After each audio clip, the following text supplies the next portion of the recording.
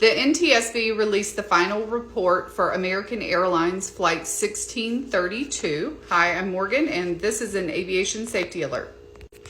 This is in reference to a flight on February 10th, 2024. It was a Boeing 737 operated by American Airlines. The NTSB released this report on November 10th. That was 3 days ago. So this was American Airlines Flight 1632.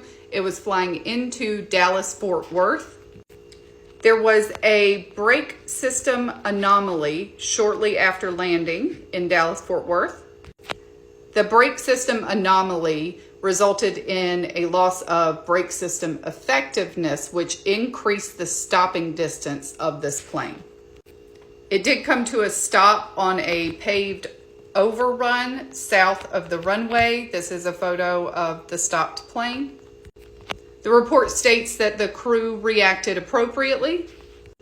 All 104 passengers and crew were safely evacuated, and they did evacuate using air stairs.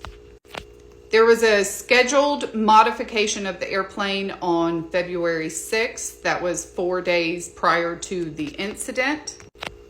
This was to replace the original steel brakes with carbon brakes and associated wheel assemblies.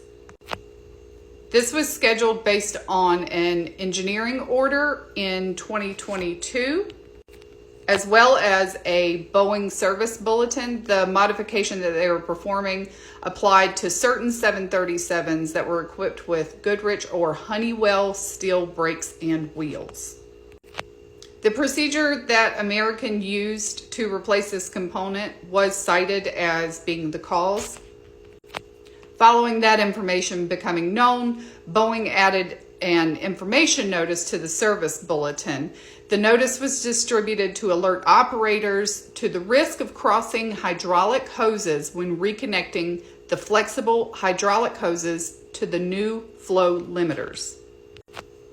The final page of the NTSB report states what the probable cause of the incident was, which was improper maintenance due to human error during a braking system modification, diminished braking performance.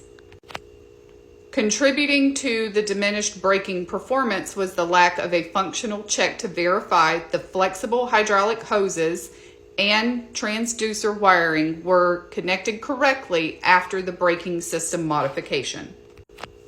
Because there was no significant damage to the plane or loss of life, the NTSB was able to conduct this investigation and issue a final report within a relatively short period of time.